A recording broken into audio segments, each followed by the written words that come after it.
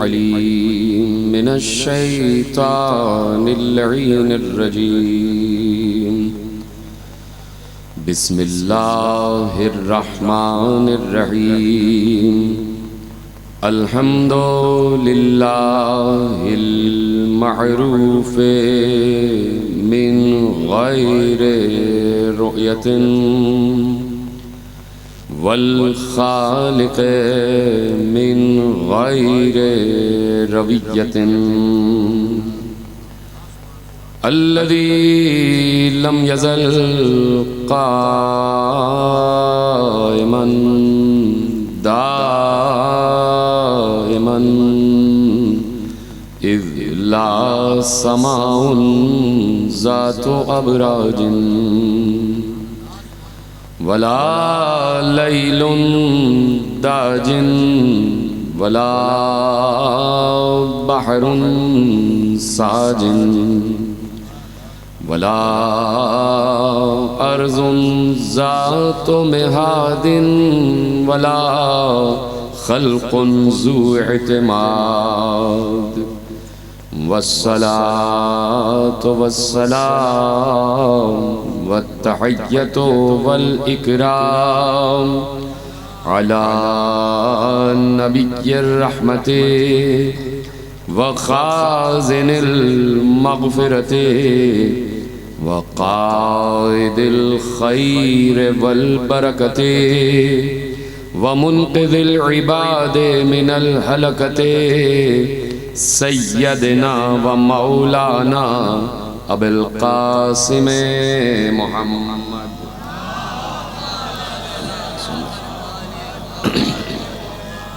وأهل بيته الطيبين الطاهرين المعصومين المظلومين المنتخبين المنتجبين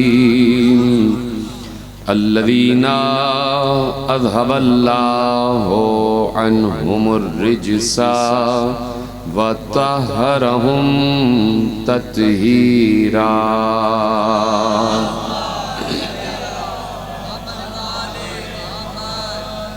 أما بعد فقد قال الله سبحانه وتعالى في محكم كتابه المجيد وفرقانه الحميد وقوله الحق بسم الله الرحمن الرحيم وما خلقت الجن والإنس إلا ليعبدون. صلوات پڑھیں محمد و آل محمد.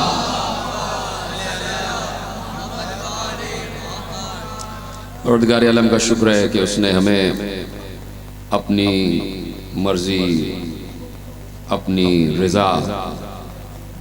رضا مندی جانچنے اور پہچاننے کے لیے ایک ایسے چہرے کی معرفت عطا کی ہے جس چہرے کو اس نے اپنا چہرہ کہا دیا. اور یہ ضروری ہے کہ بندہ ہر وقت یہ جانے کہ اس کا رب اس سے راضی ہے یا نہیں. توجہ ہے میری جانب.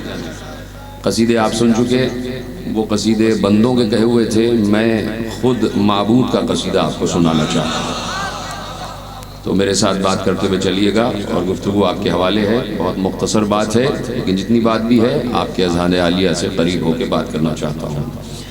ضروری ہے کہ ہر بندہ یہ جانے کہ اس کا رب اس سے راضی ہے یا نہیں.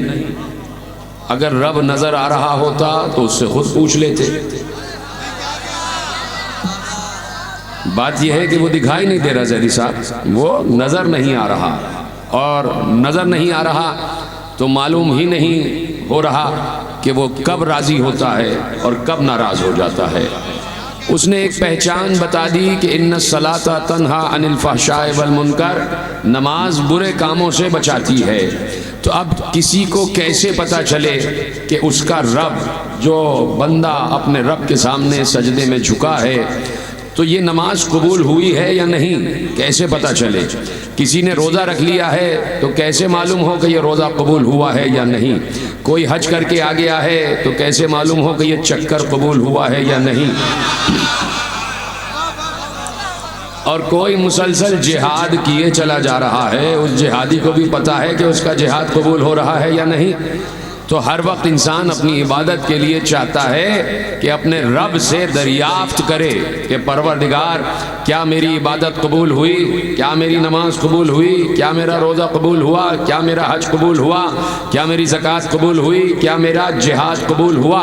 تو اب بتائیے کیسے معلوم ہو؟ رب سے تو رابطہ ہو ہی نہیں رہا، نہ کل ہوا تھا، نہ آج ہو رہا ہے، اور نہ قیامت تک ہوگا۔ تو کس سے پوچھیں کہ رب راضی ہے یا نہیں ہے؟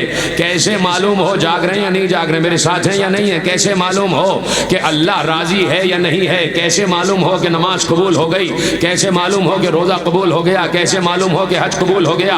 کیسے معلوم ہو کہ زکوٰۃ قبول ہو گئی؟ کیسے معلوم ہو کہ جہاد قبول ہو گیا؟ یہ ہو ہی نہیں سکتا کہ پیغمبر چلے جائیں اور یہ معیار دے کے نہ جائیں کہ تمہیں اگر معلوم کرنا ہے کہ رب کب راضی ہوتا ہے اور رب کب ناراض ہوتا ہے تو آؤ میں تمہیں بتاتا ہوں کہ رب کی رضا کیا ہے اور رب کی ناراضی کیا ہے۔ پیغمبر تشریف فرما ہے مسجد نبوی میں، علماء اہل سنت نے اس روایت کو لکھا کہ پیغمبر تشریف فرما ہے مسجد نبوی میں اور اجلہ اصحاب کرام پیغمبر کے سامنے تشریف فرما ہے۔ اصحاب کی نگاہ رسول پر ہے، رسول کی نگاہ اصحاب پر ہے، اصحاب رسول کی باتیں سن رہے ہیں، ہمتن گوش ہو کر سن رہے ہیں۔ پیغمبر کی طرف اصحاب کا چہرہ ہے اور پیغمبر کا چہرہ اصحاب کی طرف ہے۔ ایک بار پیغمبر نہ معلوم کیا ہوا کہ اچانک بات کرتے کرتے اٹھ کے کھڑے ہو گئے۔ جب پیغمبر کھڑے ہوئے تو اصحاب بھی کھڑے ہو گئے۔ پیغمبر کی نگاہ کسی طرف تھی، اصحاب نے مڑ کے دیکھا تو یہ جانا کہ پیغمبر اس دروازے کی طرف دیکھ رہے تھے جو بیٹی کا دروازہ تھا۔ اپنی بیٹی کے دروازے کی طرف دیکھ رہے تھے کہ اچانک یہ دیکھا کہ دروازے کا پردہ ہٹا اور رسول کی بیٹی سر سے پاؤں تک برقعے میں ملبوس، ہاتھ میں دستانے، پاؤں میں موزے پہنے ہوئے اپنے دونوں بیٹوں کا ہاتھ پکڑ کے بابا کی طرف آ رہی ہے۔ اصحاب دو رویا قطار بنا کے ایک طرف کھڑے ہو گئے۔ سارے اصحاب نے آنکھیں موڑ لی، اس لیے کہ کسی کی جرأت نہیں تھی کہ پیغمبر کی بیٹی کے برقعے کو بھی دیکھ سکے۔ ایک بار دو رویا قطار بنا کے کھڑے ہو گئے اور ایسے میں پیغمبر کی بیٹی بیچ میں سے ہوتی ہوئی اپنے بابا کے نزدیک آ گئی۔ بابا کو سلام کیا، بابا نے جواب سلام دیا اور اب چاہا کہ کوئی بات ہو تو کہا بیٹی بیٹھ جاؤ۔ جب زہرا بیٹھنے لگی تو سامنے پہلے سے مصلی بچھا ہوا تھا، جانماز بچھی ہوئی تھی۔ مسجد میں جانماز بچھی ہوتی ہے یا نہیں بچھی ہوتی؟ مصلی بچھا ہوتا ہے نا، تو مصلی بچھا ہوا تھا، جانماز بچھی ہوئی تھی۔ وہ مصلی کہ جس پہ اجلہ اصحاب کرام اور خود رسول اللہ کا سجدہ کرتے تھے، کتنا پاک مصلی ہوگا، کتنا پاک مصلی ہوگا، کتنا طیب و طاہر مصلی ہوگا، کتنا پاکیزہ مصلی ہوگا کہ جس پہ یقیناً تمام مسلمان بیٹھ کر اللہ کا سجدہ ادا کرتے تھے۔ زہرا نے چاہا کہ اس مصلی پر بیٹھ جائیں، پیغمبر نے کہا کہ رک جاؤ۔ اپنے دوش کی عبا اتاری، مصلی پہ بچھائی، کہا تم اتنی پاک ہو کہ یہ مصلی اس کے اوپر میری عبا۔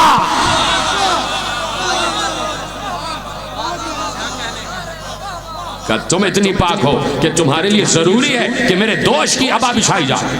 زہرا بیٹھ گئی اور باپ اور بیٹی میں بات ہوئی اور گفتگو تمام ہو گئی، اور جیسے ہی گفتگو تمام ہوئی بیٹی بلند ہوئی تو باپ بیٹی کے احترام میں کھڑے ہو گئے۔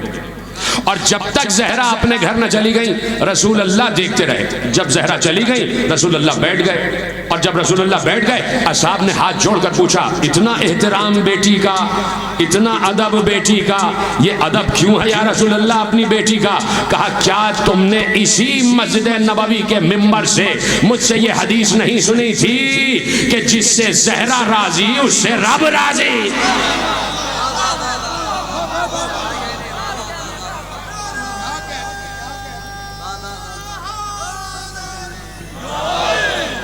ان اللہ یرضا لرضاها ویغضب لغضبها، جس سے زہرا راضی ہو جائے اس سے رب راضی ہوتا ہے۔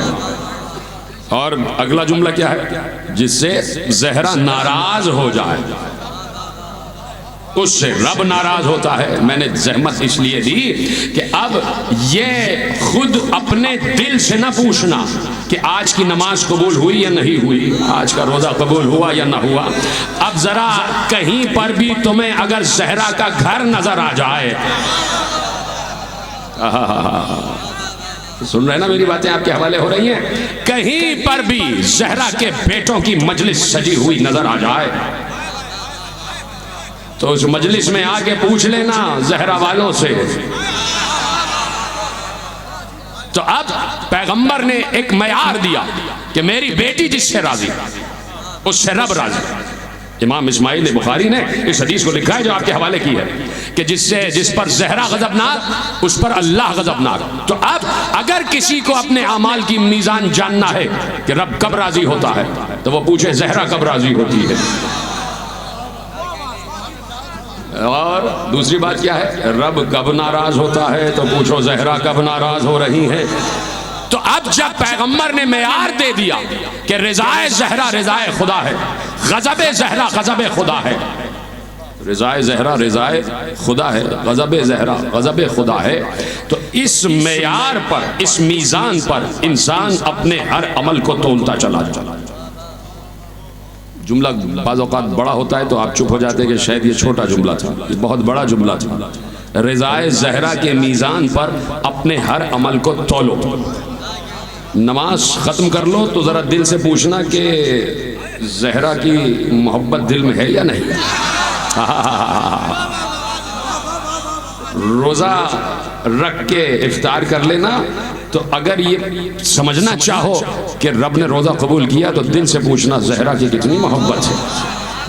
جتنی مودت و محبت زہرا ہوگی اتنے ہی اعمال قبولیت کی منزل پر آگے بڑھتے چلے جائیں گے. توجہ فرما رہے ہیں آپ.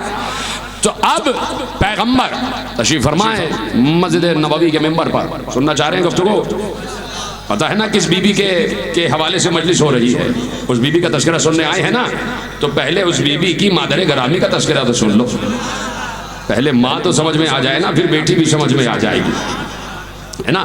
تو میرے عزیزو یقیناً میرے ساتھ آپ موجود ہیں.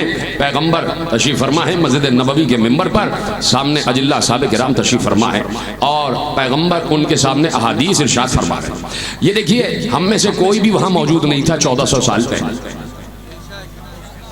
میں عالم اسلام سے ایک بات کہنا چاہتا ہوں کہ ہم میں سے نہ ہمارے علماء میں سے نہ ہمارے آباء و اجداد میں سے کوئی بھی نہیں تھا جب پیغمبر خطبے دے رہے تھے مسجد میں.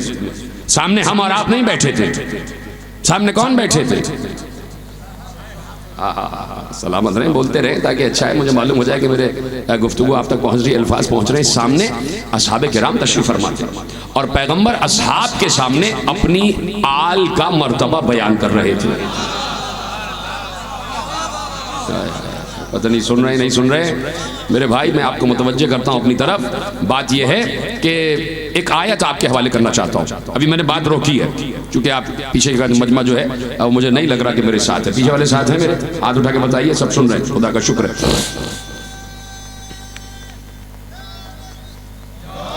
سلامت رہیں آپ، خدا آپ کو کوئی غم نہ دے سوا غم حسین کے. میرے ساتھ رہیے گا. بات یہ کہ ایک آیت اتری، منظر نامہ دیکھیے گا اور جملہ آپ کے حوالے کر رہا ہوں. بہت بڑے عالم اہل سنت صالح کشفی ترمذی سنی الحنفی، ان کی کتاب مناقب مرتضوی سے جملہ آپ کے حوالے کر رہا ہوں. حوالہ دے دیا، اب تو کوئی مسئلہ نہیں، کوئی پریشانی نہیں ہے. تو میرے عزیزو پیغمبر نے آیت پڑھی من جاء بالحسنہ فلہ عشر امثالہا. جس نے ایک نیکی کی ہم اسے 10 گنا اجر دیں گے.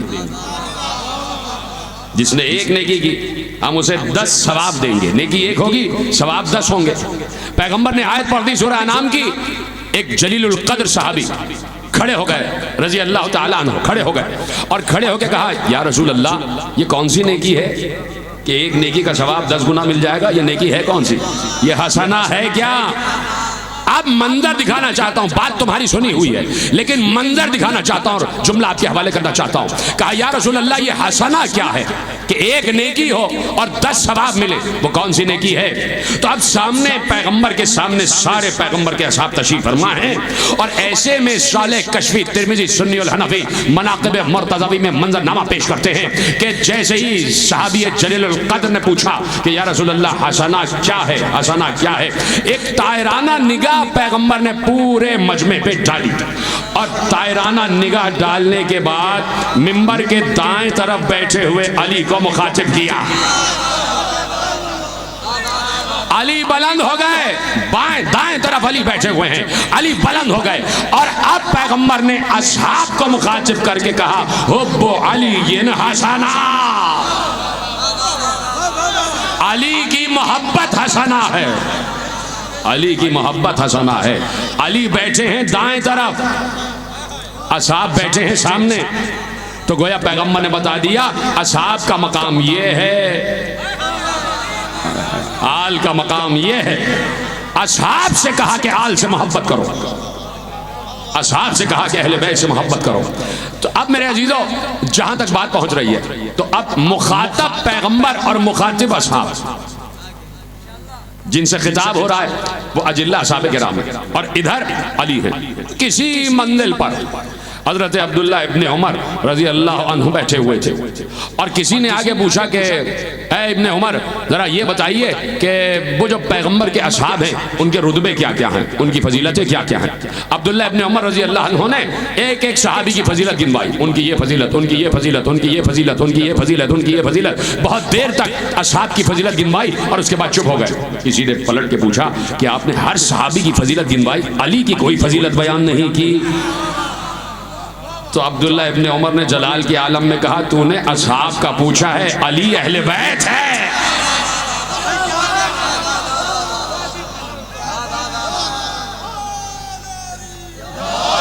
توجہ فرما رہے ہیں آپ؟ کہا کہ تم نے اصحاب کا پوچھا ہے، علی اہل بیت ہے۔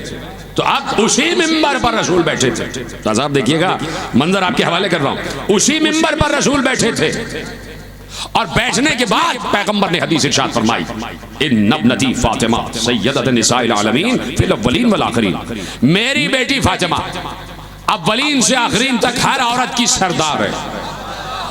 جملے ضائع نہیں ہونے چاہیے، جب بنت رسول کا تذکرہ آ جائے تو ہر پر واجب ہو جاتا ہے، سب پر واجب ہو جاتا ہے کہ کم از کم ہوں ہاں تو کرتے چلے جاؤ۔ ان ابنتی فاطمہ سیدۃ النساء العالمین فی الاولین والآخرین، بے شک میری بیٹی فاطمہ۔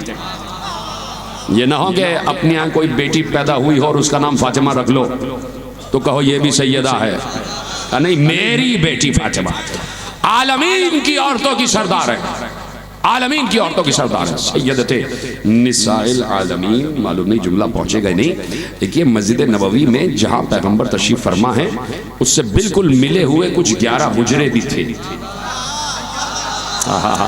جیتے رہے بھائی، سلامت رہے۔ ان حجروں میں بھی خواتین رہ رہی تھی، گویا پیغمبر نے مسجد میں حدیث بیان کر کے فرمایا کہ ان خواتین کی بھی سردار میری ہی بیٹی ہے۔ جو فرما رہے کہا کہ میری بیٹی فاطمہ اولین سے آخرین تک ہر عورت کی سردار ہے۔ کسی نے کھڑے ہو کے پوچھ لیا یا رسول اللہ کیا کہنا آپ کی دختر نیک اختر کا، اس لیے کہ آپ نے کچھ دیر پہلے جناب مریم سلام اللہ علیہ کے شان میں یہی حدیث ارشاد فرمائی تھی کہ مریم عالمین کی عورتوں کی سردار ہے، اور آپ کی بیٹی فاطمہ اور مریم کا رتبہ برابر ہے کہ وہ بھی سردار اور یہ بھی سردار۔ پیغمبر نے کہا نہیں، برابر نہیں ہے، میری بیٹی زہرا افضل ہے مریم سے، اس لیے کہ مریم اپنے دور کی عورتوں کی سردار تھی، میری بیٹی زہرا اولین سے آخرین تک ہر عورت کی سردار۔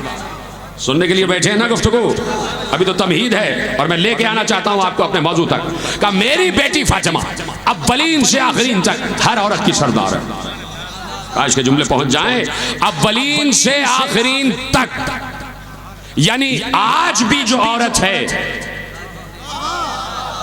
اس عہد میں بھی اگر کوئی عورت ہے تو اس کی سردار بھی فاطمہ کو ہونا چاہیے، اور جو عورت اپنی سردار فاطمہ کو نہ مانے گویا وہ پیغمبر کے قول کا انکار کر رہی ہے۔ ٹھیک ہے، آج کے دور میں بھی ہر عورت کی سردار فاطمہ زہرا بیٹی ہے رسول کی۔ تو گویا کہ کاش کے جملے پہنچ جائیں، اولین سے آخرین تک ہر عورت کی سردار ہے میری بیٹی، یعنی اولین پہلی عورت کون ہے جو دنیا میں ظاہر ہوئی؟ ان کا نام ہے حوا، جناب حوا، یعنی پیغمبر کہہ رہے ہیں حوا سے لے کے قیامت تک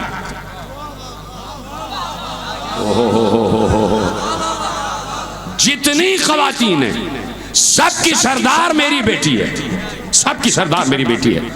تو اب حوا کی سردار بھی زہرا، آسیہ کی سردار بھی زہرا، حاجرہ کی سردار بھی بنت رسول، مریم کی سردار بھی بنت رسول، جناب سارہ کی سردار بھی بنت رسول، ہر بطول بی بی کی سردار بنت رسول۔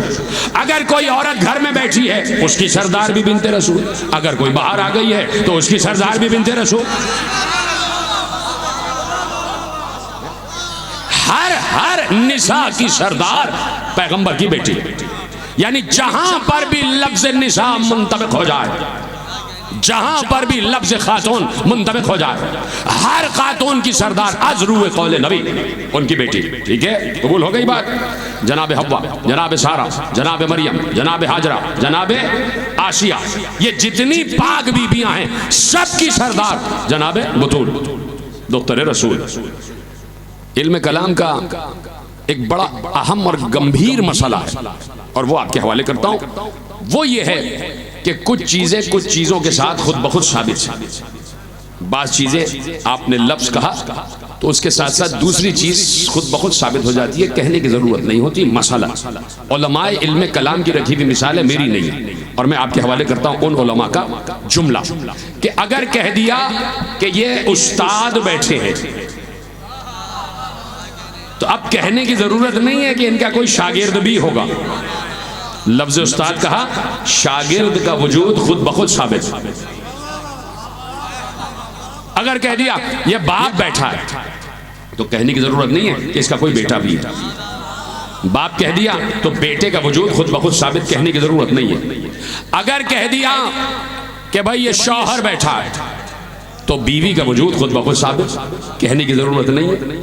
اگر کہہ دیا کہ یہ نبی ہے تو امت کا وجود خود بخود ثابت، اس لیے کہ نبی ہوگا تو امت ضرور ہوگی، کہنے کی ضرورت ہی نہیں ہے۔ اسی طرح جب کہہ دیا کہ یہ سردار ہے تو قوم کا وجود ضروری ہے۔ جس نے جملہ محفوظ کیا اس کو میرا سلام ہے۔ جیسے ہی کہہ دیا یہ سردار تو اب قوم کا وجود ثابت، کہنے کی ضرورت نہیں ہے۔ جہاں سردار وہاں قوم، خدا کے لیے جملہ سمجھیں، اور جہاں قوم وہاں سردار ضروری۔ ہم بغیر سردار کے تو نہیں ہے نا؟ ارے سب بول دو بھائی، لاوارث تو نہیں بیٹھے ہیں نا یہاں؟ قوم موجود ہے تو سردار بھی تو ہے نا۔ وہ علیحدہ بات ہے کہ ویسے ہی غیب میں ہے جیسے وہ غیب میں ہے۔ قوم بیٹھی ہے نا تو سردار کا وجود ثابت ہے۔ تو اب قوم ہو اور سردار نہ ہو تو قوم قوم نہیں، سردار ہو اور قوم نہ ہو تو سردار سردار نہیں۔ تو جہاں سردار وہاں قوم، جہاں قوم وہاں سردار۔ ٹھیک ہے، آگے میرے ساتھ پیغمبر نے کہا میری بیٹی اولین سے آخرین تک ہر عورت کی سردار ہے۔ تو یا رسول اللہ، جناب حوا کے دور میں جناب حوا قوم کی صورت میں تو نظر آ رہی ہیں۔ جی بھائی سلامت رہیں، میں آپ کو دعا دے رہا ہوں۔ جناب حوا اپنے دور میں قوم کی صورت میں نظر آ رہی ہیں، لیکن زہرا سردار کی صورت میں نظر نہیں آ رہی، اور جہاں قوم وہاں سردار ضرور۔ یا رسول اللہ، جناب حاجرہ اپنے دور میں قوم کی صورت میں نظر آ رہی ہیں، لیکن زہرا سردار کی صورت میں نظر نہیں آ رہی۔ آسیہ کے دور میں جناب سارہ قوم کی صورت میں اپنے دور میں نظر آ رہی ہیں، لیکن زہرا سردار کی صورت میں دور سارہ میں نظر نہیں آ رہی۔ جناب مریم قوم کی صورت میں نظر آ رہی ہیں اپنے دور میں، لیکن اس دور میں زہرا سردار کی صورت میں نظر نہیں آ رہی۔ یا رسول اللہ، ہم نے تو یہی سیکھا ہے کہ جہاں قوم وہاں سردار، جہاں سردار وہاں قوم۔ تو حوا، آسیہ، سارہ، حاجرہ، مریم ہر دور میں قوم دکھائی دے رہی ہے لیکن سردار دکھائی نہیں دے رہی۔ نہ حوا کے دور میں زہرا نظر آ رہی ہیں، نہ آسیہ کے دور میں زہرا نظر آ رہی ہیں، نہ حاجرہ کے دور میں زہرا نظر آ رہی ہیں، نہ سارہ کے دور میں زہرا نظر آ رہی ہیں، نہ جناب مریم کے دور میں زہرا نظر آ رہی ہیں، جبکہ قوم موجود ہے۔ تو سردار کہاں ہے؟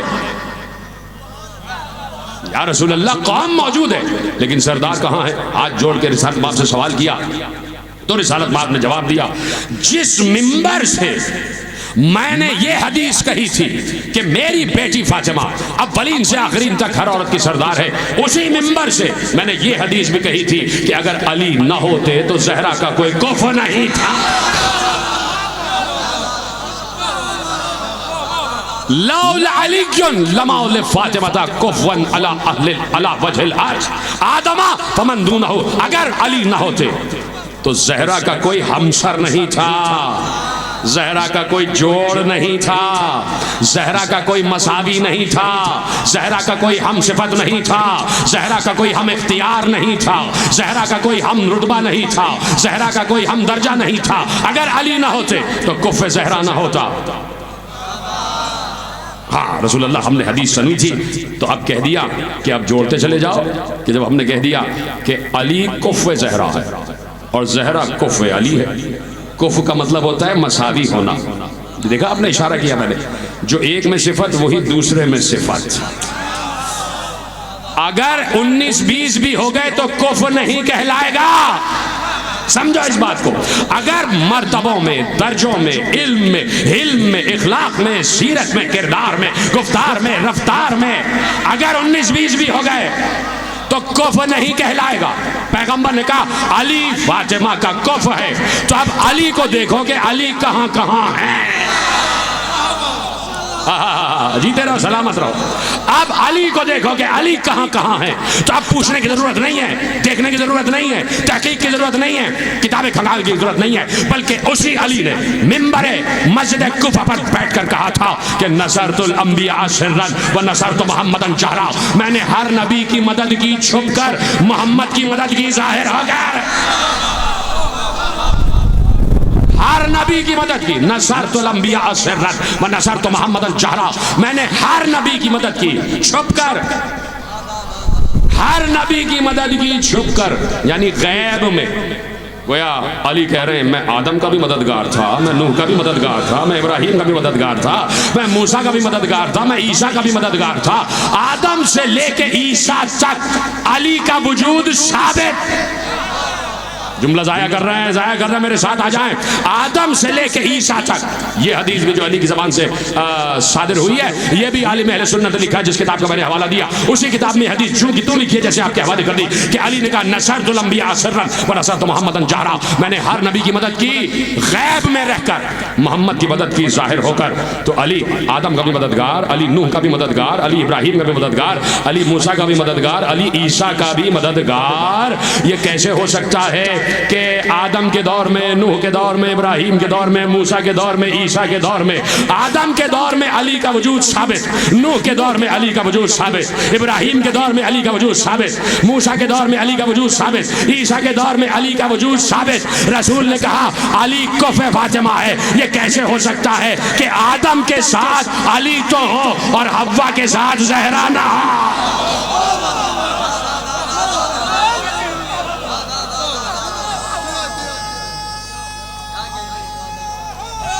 بہت اچھا مائک چلایا، سلامت رہو، بہت اچھا تم نے مائک لگا ہے۔ اکثر میں مائک والوں کو تنقید کرتا ہوں، آج تمہاری تعریف کر رہا ہوں، خدا تمہیں سلامت رکھے۔ مل کے بآواز بلند درود پڑھے محمد و آل محمد پر۔ توجہ فرمائی آپ نے، بات پہنچ گئی آخری آدمی تک، ہاتھ اٹھا دیں تو کیا ہی اچھی بات ہے بھائی۔ تو اب یہ کیسے ہو سکتا ہے کہ ایک تو موجود اور دوسرا موجود نہ ہو؟ ہاں اگر علی اس دور میں ظاہراً موجود ہوتے تو زہرا بھی ظاہراً موجود ہوتے۔ یہ تو علی نے جملہ کہہ دیا، یہ تو علی کا جملہ ہے، تو اب دنیا اب تک علی کو نہ پہچان سکتی۔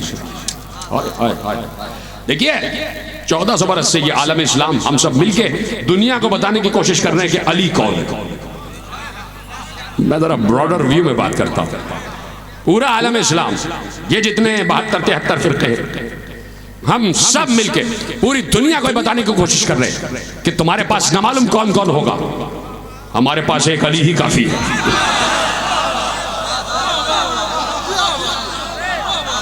ہمارے پاس ایک علی کافی ہے، اس لیے کہ مسجد کوفہ کے ممبر پر جو ممبر سلونی کہلاتا ہے، جب علی نے اس ممبر پر بیٹھ کر سلونی کہا ہے تو علی کے سامنے صرف مسلمان و مومن نہیں تھے، یہودی بھی بیٹھا تھا، عیسائی بھی بیٹھا تھا،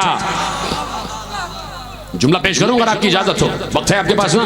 جملہ یہ ہے کہ بہت عرصے پہلے 300 سال کے پہلے کی بات ہے کہ اکثر یہ ہوتا ہے کہ ایک ملک کا وفد دوسرے ملک میں آتا ہے تو اس کے کچھ وزیر بھی آ جاتے ہیں، اور وزیر آتے ہیں اور ملاقاتیں ہوتی ہیں تو اپنا ہم منصب اپنے ہم منصب سے باتیں کرتا ہے.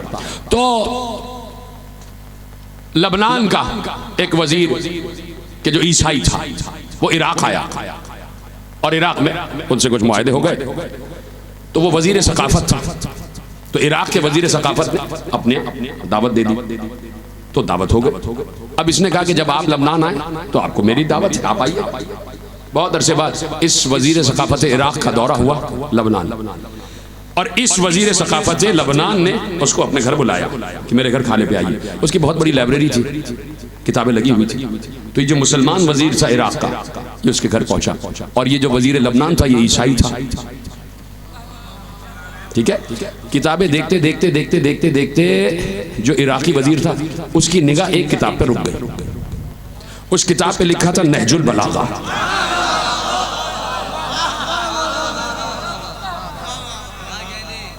اس پہ لکھا تھا نہج البلاغہ.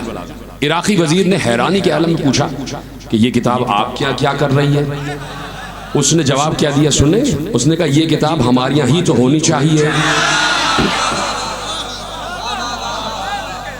اس نے میرے ہاں یہ کتاب کیوں نہ ہو؟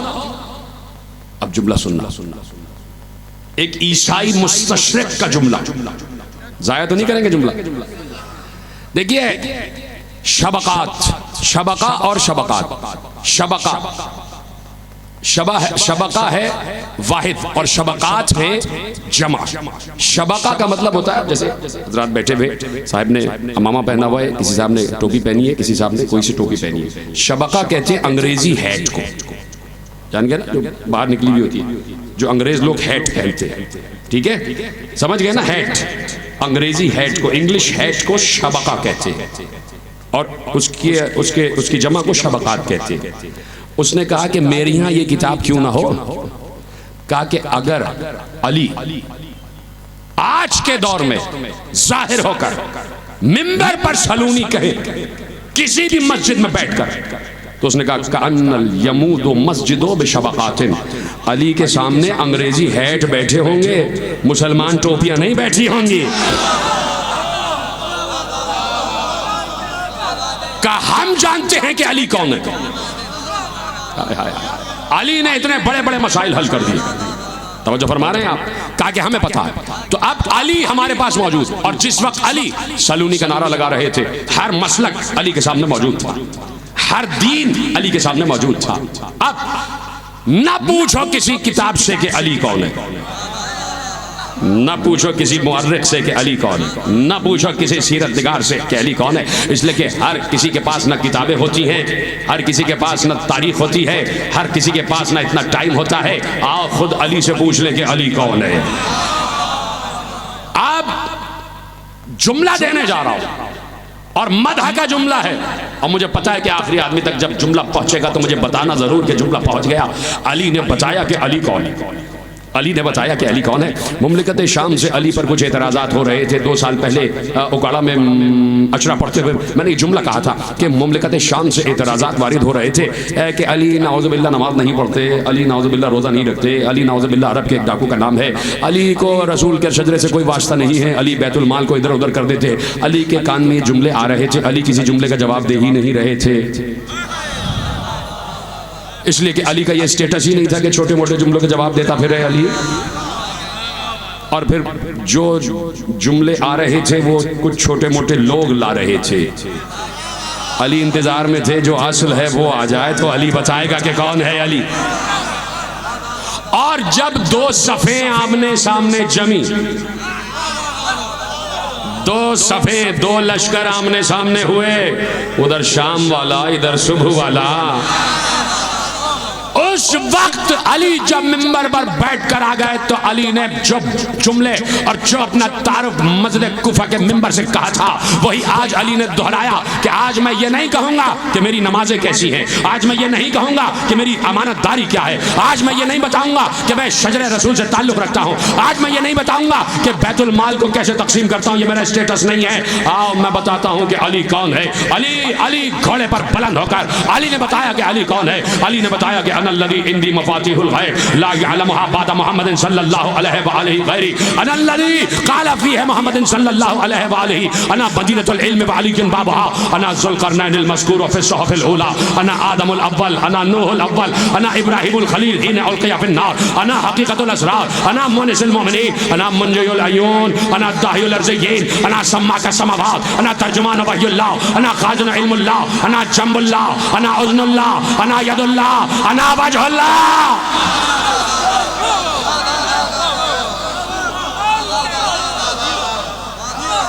علی نے اپنا تعارف کرا دیا۔ اب میں بتاتا ہوں کہ میں کون ہوں۔ میں آدم کی توبہ میں رہا، میں نوح کی کشتی میں رہا، میں نے ابراہیم کی آگ کو گلزار بنا دیا، میں نے موسیٰ کے لیے دریا میں راستہ پیدا کر دیا، میں عیسیٰ کو چوتھے آسمان پر لے گیا۔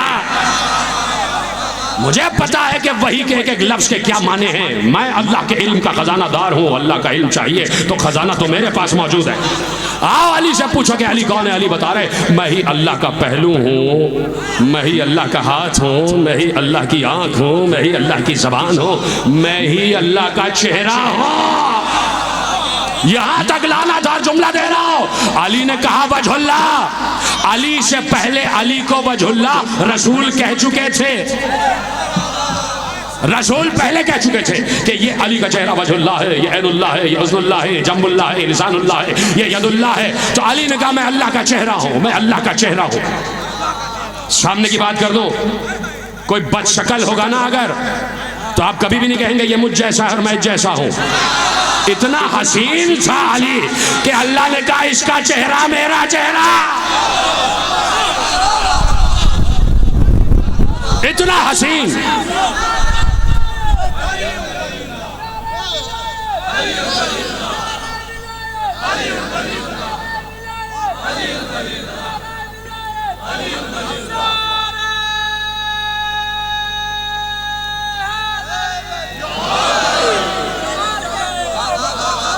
توجہ فرمائی آپ نے۔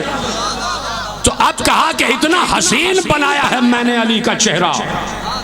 بھائی 13 رجب کا میرا جملہ یاد ہے کہ مجھے اگر اپنی آنکھ دیکھنی ہے، اپنا چہرہ دیکھنا ہے تو آئینہ رکھوں گا نا، آئینہ رکھوں گا نا اپنے سامنے۔ اتنا حسین بنا دیا اللہ نے محمد و علی کے چہرے کو۔ ان کے چہرے کو اپنا چہرہ کہا، ان کے چہرے کو اپنا چہرہ کہا۔ صرف چہرہ کہہ دینا ہی مقصد نہیں تھا، صرف چہرہ کہہ دینا ہی مقصد نہیں تھا۔ آپ کا چہرہ آپ کی زینت ہوتا ہے، آپ کا چہرہ آپ کی زینت ہوتا ہے۔ آپ کا چہرہ بتاتا ہے کہ آپ کیسے ہیں۔ اگر اندر سے اچھے ہوگے چہرہ اچھا دکھائی دے گا، تو تمہارا چہرہ، تمہاری زینت، اللہ کی زینت علی کا چہرہ، اور علی کی زینت زینب۔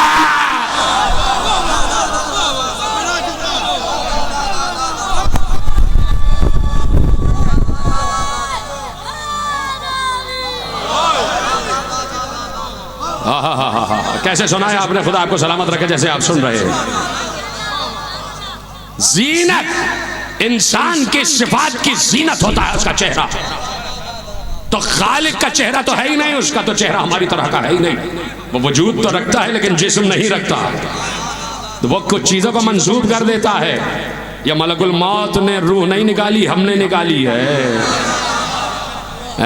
ملک الموت، روح تو ملک الموت قبض کرتا ہے نا، تو کہا یہ اس نے نہیں، ہم روح قبض کرتے۔ اللہ الذی، اللہ وہ ہے یتوفی الانفس حین موتها، اللہ تمہاری موت کے وقت روح کو قبض کرتا ہے، قبض کرتا ہے ملک الموت۔ اللہ کہہ رہا ہے میں نے کیا، تو بہت سو کے کاموں کو اپنی طرف منسوب کرتا ہے۔ تو کتنی عظیم شخصیتیں ہو جاتی ہوں گی وہ کہ جن کے کام کو اللہ اپنا کام کہہ رہا ہے۔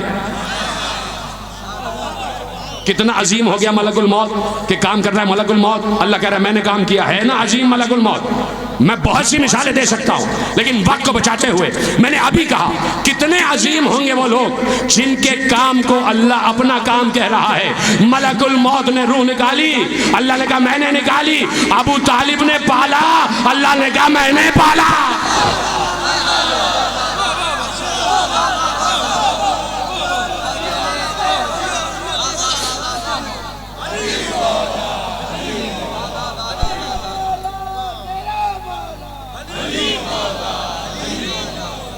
توجہ فرما رہے ہیں نا آپ. انسان کی شخصیت کی غمازی کرتا ہے اس کا چہرہ. ایسا ہی نہیں اللہ نے کہہ دیا یہ اللہ کا چہرہ ہے, زینت ہے چہرہ خدا کی علی. اور جب اسی گھر میں ایک بیٹی آ گئی, جب اسی صحنہ خانہ علی میں فضائل پڑھ رہا ہوں بیٹی آ گئی تو رسول ویسے ہی داخل ہوئے صحنہ خانہ زہرا میں کہ جیسے 3 شعبان کو آ گئے تھے, جیسے 15 رمضان کو آ گئے تھے. جب 15 رمضان کو آئے حسن مجتبی علی کی گود میں تھے تو رسول نے آ کے سوال کیا کہ علی بیٹے کا کوئی نام رکھا. اسی طرح 3 شعبان کو آئے جب حسین ابن علی کو علی کی گود میں دیکھا اور علی کی گود سے اپنی گود میں لیا تو پھر علی سے پوچھا کہ علی بیٹے کا کوئی نام رکھا. سیدھی سی بات کرنے جا رہا ہوں کہ بات یہ ہے کہ جب کسی گھر میں بچہ پیدا ہوتا ہے تو پڑوسی نام نہیں رکھتا, کوئی پڑوسی نام نہیں رکھتا, گھر کا بزرگ نام رکھتا ہے.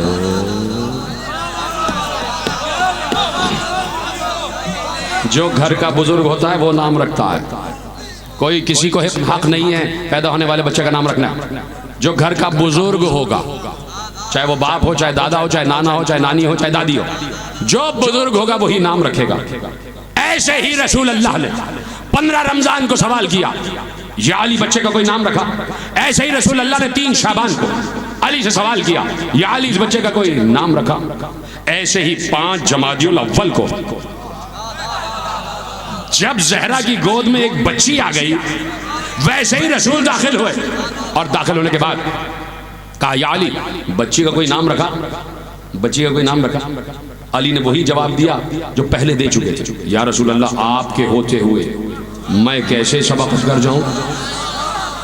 علی نے بتایا گھر کے بزرگ آپ ہیں, آپ نام رکھیں گے. علی نے یہ بتایا نا یا رسول اللہ گھر کے بزرگ آپ ہیں اور گھر کے بزرگ کو یہ حق ہوتا ہے کہ وہ بچے کا نام رکھے. علی چپ ہو گئے, یا رسول اللہ آپ کے ہوتے ہوئے میں کیسے سبقت کر سکتا ہوں. سب دیکھنے لگے کہ اب رسول نام رکھیں گے تو رسول نے مسکراتے ہوئے کہا یا علی آپ میرے ہوتے ہوئے سبقت نہیں کر سکتے, میں اللہ کے ہوتے ہوئے سبقت نہیں کر سکتا. کہ اللہ نے اس بچے کا نام حسن رکھا ہے, اللہ نے اس بچے کا نام حسین رکھا ہے. ابھی تو آپ نے کہا جو گھر کا بزرگ ہوتا ہے.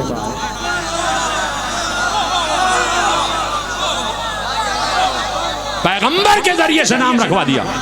اور اب جب 5 جمادی الاول کو سن 6 ہجری کو جب بچی آغوش زہرا میں آئی رسول داخل خانہ زہرا ہو گئے. علی کی گود سے بیٹی کو نواسی کو اپنی گود میں لیا اور کہا بچے کا کوئی نام رکھا. کہا یا رسول اللہ آپ کے ہوتے ہوئے کیسے سبقت کر جاؤ.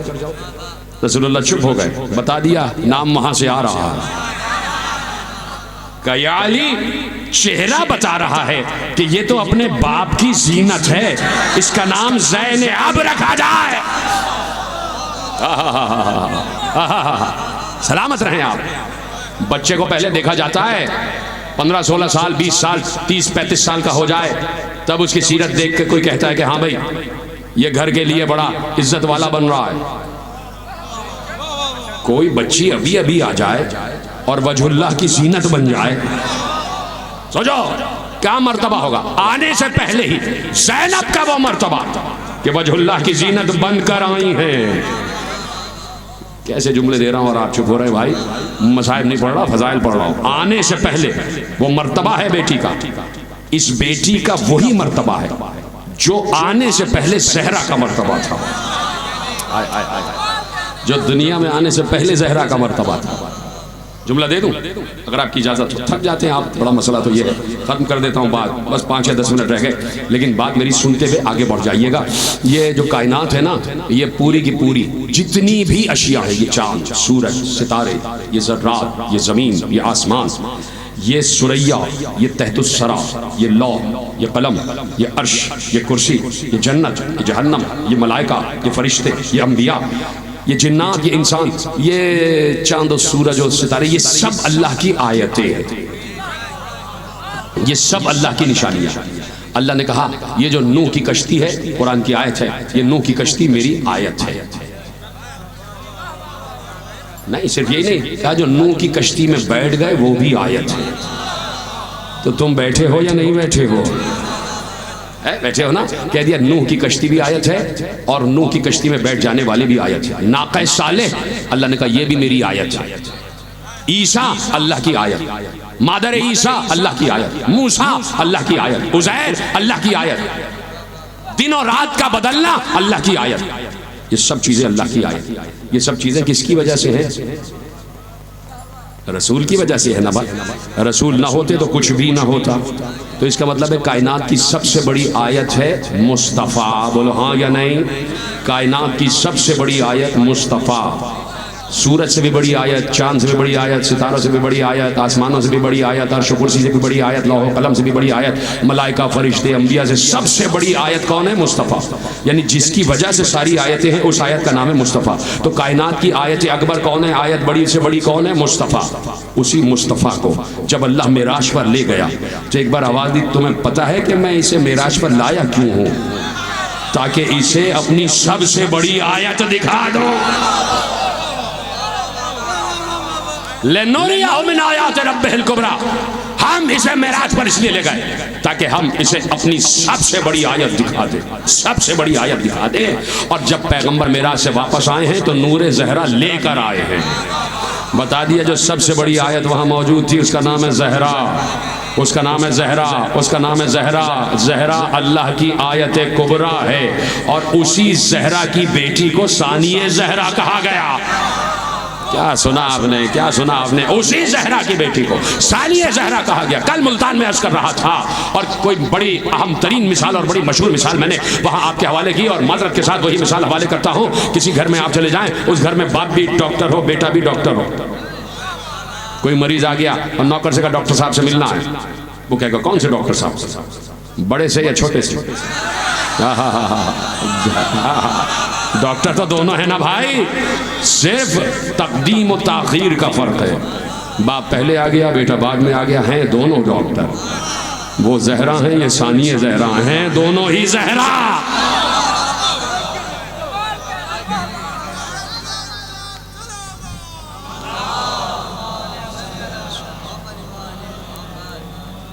وہ رسول کی بیٹی، یہ علی کی بیٹی۔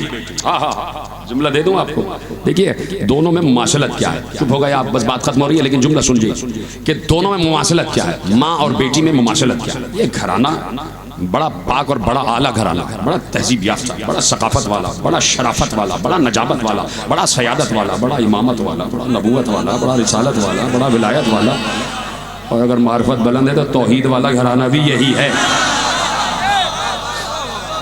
اتنا عظیم گھرانہ، اتنا عظیم گھرانہ ہے، اتنا عظیم صحن ہے جن سے ہم تذکرہ کر رہے ہیں، جن کی ہم گفتگو کر رہے ہیں، جن کی خدمت میں ہم اپنے جملے پیش کر رہے ہیں کہ وہ ماں ہے اور یہ بیٹی۔ جملہ سمجھ جائیں گے، ذہین لوگ بیٹھے ہوئے، بات اگر پہلے ہی سمجھ میں آ جائے تو کم از کم ہاتھ ضرور اٹھا دینا۔ ماں اور بیٹی زہرا دونوں ہیں، زہرا دونوں ہیں۔ اگر ایسا نہ ہوتا تو صرف ماں اپنے باپ کی ماں کہلاتی، ماں ام ابیہا، بیٹی زینب۔ ماں اپنے باپ کی زینت، بیٹی اپنے باپ کی زینت۔ یہ مرتبے ہیں، یہ مرتبے ہیں۔ وہ دختر رسول، یہ دختر علی، دونوں زہرا ہیں، دونوں زہرا ہیں، دونوں کے مرتبے ایک ہی، ایک بڑی زہرا ہے، ایک چھوٹی زہرا، لیکن اس گھر میں ایک بہت چھوٹی زہرا ہے۔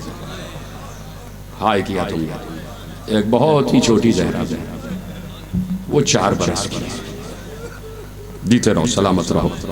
ہائے کہا تم نے، رونے کے لیے بیٹھے ہو، میں صرف ایک جملہ پیش کرنا چاہتا ہوں عالم اسلام کی خدمت میں.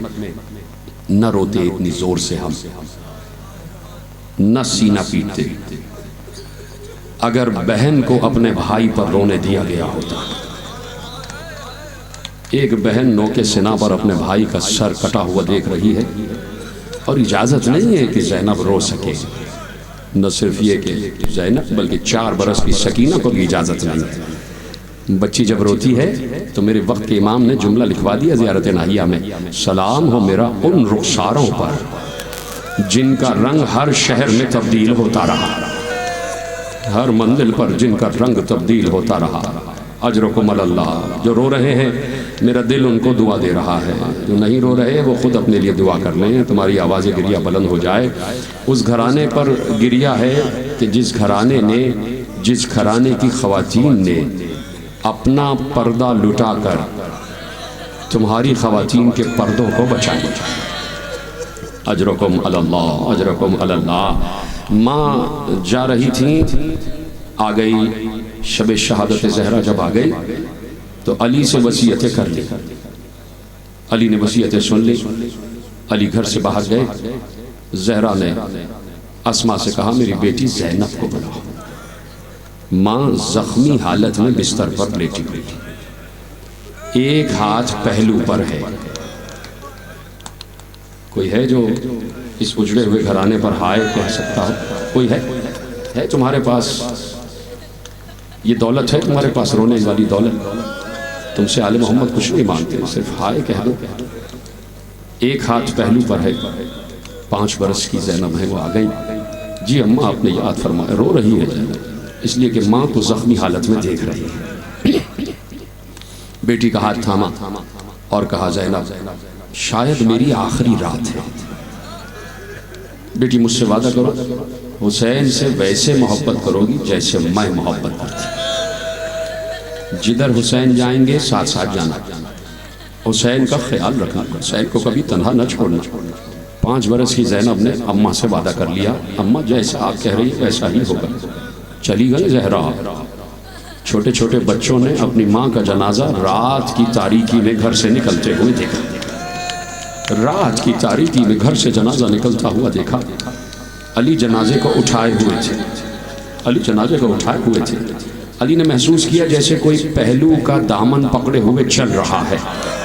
جیسے علی نے نگاہ کی دیکھا 5 برس کی زینب بابا کا دامن پکڑے ہوئے اماں کے جنازے کے سائے میں جا رہی ہے. آواز دی اسما زینب کو گھر میں لے جاؤ. اسما زینب کو گھر میں لے جاؤ. اجرکم اللہ. خدا کسی گھر پر یہ وقت نہ لائے کہ چھوٹے چھوٹے بچے ہوں اور ماں کا سایہ اٹھ رہا ہو، ماں کا جنازہ جا رہا ہو. سلامت رہو. دعائیں دے رہا ہوں تمہیں، یقین مانو دل سے دعائیں نکل رہی ہیں. یہی حق ہے گریہ کرنے کا. بس مجھے 2-4 ہی جملے کہنا ہے. تمہاری آوازیں گریہ بلند ہو رہی ہے. خواتین میں بی بی کی شبیہ تابوت برآمد ہو جائے گی اور تمہارے لیے علم آ جائے گا. تمہیں پتہ ہے نا علم کس کی یادگار ہے؟ عباس کی یادگار ہے نا علم. تو اسی عباس کی آقازادی کا تذکرہ ہو رہا ہے. جب عباس نے آخری دم تک حسین کو آقا نہیں کہا تو زینب کو بہن کیسے کہہ دیں گے؟ ہمیشہ اپنے کو غلام ہی کہا. جی آقازادی، جی شہزادی ہمیشہ. اور اسی عباس کی یادگار علم برآمد ہو جائے گا. تو ایسے عباس کے علم کو پکڑ کر پرسہ دینا کہ جیسے عباس کو پرسہ دے رہے ہو. آج ایک بھائی کو اس کی آقازادی بہن کا تذکرہ، شہزادی بہن کا تذکرہ. بس تمہاری آوازیں گریہ بلند ہو جائے. چلی گئی زہرا اور اب حسین ہے اور زینب ہے. جدھر حسین جا رہے ہیں زینب کی نگاہ وہیں پر ہے. میرا بھائی کہاں ہے؟ میرا بھائی کہاں ہے؟ میرا بھائی کہاں ہے؟ ایک جملہ سن لینا. زینب قرآن پڑھ رہی تھی، ایسے میں روشن دان سے دھوپ کی کرن آئی. زینب سر جھکائے ہوئے قرآن پڑھ رہی تھی. زینب کے چہرے پر دھوپ کی کرن آ گئی. اتنی محف تھی قرآن پڑھنے میں کہ زینب کو احساس نہیں ہوا کہ چہرے پر دھوپ آ رہی ہے. اچانک زینب نے محسوس کیا جیسے کوئی آبا کا سایہ کیے ہوئے کھڑا ہے اور کسی نے میرے چہرے پر سایہ کر لیا. اب جو زینب نے سر اٹھا کے دیکھا حسین میرا ماجایا مجھے دھوپ سے بچانے کے لیے آبا کا سایہ کیے ہوئے ہے۔ زینب کھڑی ہو گئی، سینے سے لپٹ گئی، سمجھ گئے ہو تو ہائے بول دو نا۔ اس کے بعد سے زینب نے بس یہ انتظار کیا کبھی ایسا ہو کہ میرے بھائی پر دھوپ آ رہی ہو تو میں بھائی پر چادر کا سایہ کر لوں گی۔ ارے وہ وقت اس وقت آیا کہ جب حسین کا بے گور و کفن لاشا زمین مقتل پر پڑا تھا، حسین کے لاشے پر دھوپ آ رہی تھی اور زینب چیخ چیخ کر کہہ رہی تھی بھیا اگر سر پر چادر ہوتی۔ اجرکم اللہ، اجرکم اللہ، کیا گریہ کر رہے ہو؟ یہی حق ہے گریہ کرنے کا۔ بھیا اگر سر پر چادر ہوتی تو آج تمہارے لاشے پر چادر ڈال دیتی، یہی حق ہے گریہ کرنے کا۔ بہن ہمیشہ اسی انتظار میں رہی کہ بھائی میری نگاہوں کے سامنے رہے، کبھی بھائی کوئی حاجت بیان کرے، کوئی بات بیان کرے، زینب پوری کر دیا کرتی تھی۔ وہ وقت آ گیا کہ 27 رجب آ گئی، بس 2 ہی جملے رہ گئے۔ 27 رجب آ گئی، کہا بہن صبح مدینہ چھوڑنا ہے، اب نانا کے شہر میں رہنا نصیب نہیں ہوگا، حرمت ہے اس شہر کی کہ ہمیں مدینہ چھوڑنا ہے۔ شب آ گئی، 27 کا دن گزرا، شام آئی تو زینب نے بھائی سے کہا بھیا نانا کو آخری سلام کر لیں۔ چلے یہ بہن بھائی ساتھ میں عباس بھی ہیں، جناب فضہ بھی ہیں، جناب ام کلثوم بھی ہیں، یہ چھوٹا سا قافلہ قبر رسول پر پہنچا۔ زینب نے آخری سلام کیا، نانا نواسی کا آخری سلام۔ حسین نے سلام کیا، غشی کے عالم میں حسین سے رسول کی باتیں ہو گئی، قبر رسول سے اٹھے گھر کی طرف جانے لگے تو زینب نے کہا بھیا ایک درخواست ہے، نانا کو سلام کر لیا، وہ سامنے اماں کی قبر ہے، وہ جنت البقیع میں میری اماں کی قبر ہے، اماں کو آخری سلام کر لو۔ چلے یہ بہن بھائی چلے، جیسے ہی جنت البقیع پہ ماں کی قبر پر نگاہ پڑی زینب سے اپنے قدموں پہ کھڑے نہ رہا گیا۔ زینب نے بے اختیار اپنے کو قبر زہرا پر گرایا اور گرا کر رخسار قبر زہرا پر رکھ کر کہا اماں زینب کا آخری سلام۔ اماں تم نے کہا تھا کہ جہاں حسین جائے ساتھ ساتھ جانا، اماں میرا ماجایا کل مدینہ چھوڑ رہا ہے، مجھے بھی حسین کے ساتھ جانا ہے، اماں میں اب تمہاری قبر پر چراغ نہ جلا سکوں گی، اماں کبھی موقع ملا تو زینب واپس آئے گی اور تمہاری قبر پر چراغ جلائے گی۔ بی بی فضہ کہتی ہیں ابھی یہ بہن بھائی قبر زہرا سے اٹھے ہی تھے اور مڑے ہی تھے کہ قبر زہرا لرز رہی تھی، آواز آئی ہے میرے بچوں اپنے کو تنہا نہ سمجھنا، جدھر جدھر تم جاؤ گے یہ دکھیاری ماں۔ یہی حق گریہ کرنے کا۔ ایک ہی دن تو آتا ہے نا کہ جب شہزادی کے مسائل تفصیلاً پڑھے جائیں، تیار ہونا، بس 2 یا 4 منٹ کی زحمت دے رہا ہوں، تمہاری آواز بلند ہو جائے۔ جن کے آنسو آ رہے ہیں دعا ہے کہ انہیں رومال زہرا میں جگہ مل گئی جگہ، تمہارے آنسو کبھی ضائع نہیں ہوں گے، یقین مانو۔ رسول کی بیٹی ہاتھ میں رومال لیے ہوئے تمہارے آنسو اپنے پاس لے کے چلی جاتی ہے، جن کے آنسو نہیں آ رہے وہ ہائے بولتے جائیں، ان کی یہی عبادت قبول ہو جائے گی، وہ ہائے زہرا بولتے چلے جائیں۔ چلی گئی زینب، چلا گیا حسین، قافلے نے مدینے کو چھوڑ دیا، پہنچ گیا قافلہ جہاں پہنچنا تھا ادھر پہنچ گیا۔ حسین 2 محرم کو کربلا میں داخل ہو گئے، 4 محرم نہر سے خیمے ہٹ گئے، 7 محرم کو پانی بند ہو گیا، شب عاشور آ گئی، نصف شب آئی تو زینب نے بھائی کو بلایا، بھیا آپ نے اپنے اصحاب کو پرکھ لیا ہے، کہیں ایسا نہ ہو کہ صبح ہو اور آپ تنہا رہ جائیں۔ خیمے کی پشت سے یہ بات، بنت علی کی یہ بات ہلال ابن نافع بجلی سن رہے تھے، جیسے ہی بی بی کی یہ بات سنی دوڑتے ہوئے اصحاب کے پاس آئے، حبیب ابن مظاہر، زہیر ابن قین، مسلم ابن اوسجا، حبیب شاکری سب اپنی اپنی تلواروں کو تیز کر رہے تھے۔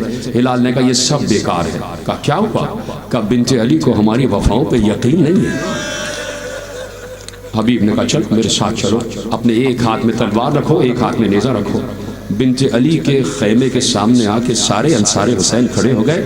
حبیب نے کہا اپنی تلواروں کو اپنی پشت پر ایسے رکھو، اپنے نیزوں کو اپنی ٹھوڑیوں کے نیچے رکھو۔ سب نے ایسے ہی کیا۔ حبیب نے آواز دی اے علی کی بیٹی، اے حسین کی بہن، دیکھیے ہم باہر کھڑے ہیں، ابھی آپ کا ایک اشارہ ہو جائے یہ نیزے گردن سے پار ہو جائیں۔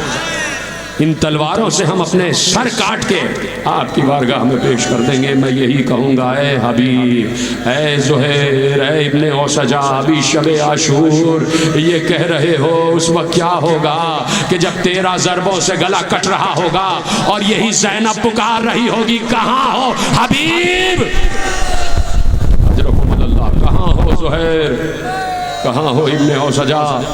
جتنے مصائب حسین نے جھیلے ہیں اس سے کہیں زیادہ زینب نے مصائب جھیلے، کہیں زیادہ زینب نے مصائب جھیلے ہیں۔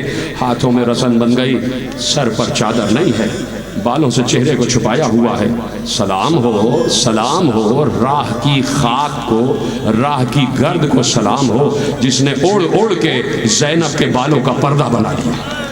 بی بی زینب کے بالوں کا پردہ راہ کی گرد نے بنا لیا۔ اسی عالم میں ہاتھ بندھے ہوئے رسول کی نواسی ہے، مصطفیٰ کی نواسی ہے، اور رسول کی بیٹیاں ہی ہیں یہ۔ رسول کی بیٹیوں کے ہاتھوں میں رسیاں بندھی ہوئی ہیں، رسول کی بیٹیوں کے سروں پر ردا نہیں ہے، رسول کی بیٹیوں کو تازیانے مارے جا رہے تھے۔ اور اس عالم میں کہ ایک ناقے پر، جس ناقے پر زینب سوار ہے اس کے برابر میں وہ نیزہ ہے جس پر حسین کا کٹا ہوا سر ہے۔ ساتھ میں بہن، ساتھ میں بھائی، جا رہا ہے قافلہ، ختم ہو گئی گفتگو۔ سب سے کڑی منزل جہاں تک تمہیں لانا چاہتا ہوں، اور یہ آخری جملے ہو جائیں گے، وہی منزل ہے کہ جب میرے مولا سجاد سے پوچھا گیا سب سے زیادہ ظلم کہاں پر ہوئے تو آواز دی شام شام شام۔ ارے کہا کہ اتنا مجمع تھا بازار میں کہ ہمیں آگے سے دھکا دیا جا رہا تھا اور پیچھے سے آگے بڑھنے نہیں دیا جا رہا تھا، اور ایسے میں کہ پتھر پھینکے جا رہے تھے، تالیاں بجائی جا رہی تھی، سیٹیاں بجائی جا رہی تھی، اور پورے بازار میں قد آدم آئینے لگائے گئے تھے تاکہ قیدی اپنے پھٹے حال کو اپنی آنکھوں سے دیکھیں۔ ایسے میں ختم ہو رہی ہے گفتگو۔ چند قدم جب رہ گیا بازار شام کے بعد دربار کا وہ دروازہ چند قدم رہ گیا کہ جس سے داخل ہو کے دربار میں جانا تھا، میرا مولا سجاد کہتا ہے کہ جب مدینے چھوٹ کر آیا ہے کہ میرے مولا سجاد نے جو مجلسیں پڑھی ہیں اس میں ایک مجلس تمہارے پاس، تمہارے حوالے، کہ مولا سجاد نے روتے روتے ہوئے کہا اے اہل مدینہ میں کیا بتاؤں کہ جب چند قدم رہ گئے باب الساعت آ گیا تو سامنے چند قدم پر دروازہ تھا دربار کا، میری پھوپھی چلتے چلتے بیٹھ گئی۔ ختم کر دوں کیا بات، کیا تھک گئے ہو کہ آج بھی زینب کا تذکرہ نہ سنو گے؟ ارے بس 2 ہی جملے تو رہ گئے۔ کہا میری پھوپھی چلتے چلتے بیٹھ گئی، بس جیسے ہی بیٹھی پھوپھی آگے نہ بڑھی تو شمر تازیانہ لے کے آگے بڑھا، تازیانہ لہرایا اور میری پشت تازیانہ سے فگار کر کے کہا تمہاری پھوپھی آگے کیوں نہیں بڑھ رہی؟ میں انہی بندے ہاتھوں سے پھوپھی کے پاس پہنچا، پھوپھی اماں اب تک ہر منزل بڑے عزم اور حوصلے کے ساتھ طے ہو گئی ہے، یہ چند قدم رہ گئے، دربار میں بھی اللہ مدد کرے گا، پھوپھی خوف نہ کھائیے، پھوپھی ڈریے نہیں۔ زینب نے لرزتے ہوئے جلال کے عالم میں کہا اے سجاد میں ڈر نہیں رہی، میں علی کی بیٹی ہوں، میں خوف زدہ نہیں ہوں۔ ختم ہو رہی ہے تقریر، آخری جملے شاید ہو جائیں تقریر کے۔ کہا سجاد 21 رمضان کی شب تھی، میرا بابا علی اس دنیا سے کیا سن رہے ہیں میرے عزیزو؟ اپنے ہاتھ اٹھاؤ اور سینے پہ مارتے ہوئے جملے سنو۔ میرا بابا علی اس دنیا سے جا رہا تھا، سارے اصحاب کو گھر سے باہر بھیجا، میں تنہا رہ گئی تو میرے بابا نے مجھے قریب بلایا، جب میں قریب گئی تو میرے بابا نے اپنے لرزتے ہوئے ہاتھوں کو ہٹایا، اٹھانے کے بعد میرے شانے سے چادر ہٹائی، کبھی میرے شانوں کو چوما، کبھی میری کلائیوں کو چوما۔ میں نے کہا بابا میری کلائیاں کیوں چوم رہے ہیں؟ کہا زینب ان میں رسیاں باندھی جائیں گی، ان شانوں پر تازیانے مارے جائیں گے۔ سجاد میں نے بابا سے کہا تھا کہ جس کا عباس جیسا بھائی ہو کس کی مجال کہ اس بہن کے ہاتھوں میں رسیاں باندھے۔ تو صرف یہی نہیں، میرے بابا نے کہا تھا زینب صرف رسیاں نہیں بنیں گی بلکہ تمہیں نام محرموں کے دربار میں جانا ہوگا، خطبہ سنانا ہوگا۔ میں نے کہا تھا بابا مجھے کیا پتا دربار کی پیشیاں کیا ہوتی ہیں، مجھے کیا پتا خطبے کیسے دیتے ہیں۔ میرے بابا نے کہا تھا زینب باب الساعت پر انتظار کرنا، علی آئے گا، میں بابا کا انتظار۔ ارے دیکھو وہ علی آ گئے، اب زینب جائے گی، خطبے سنائے۔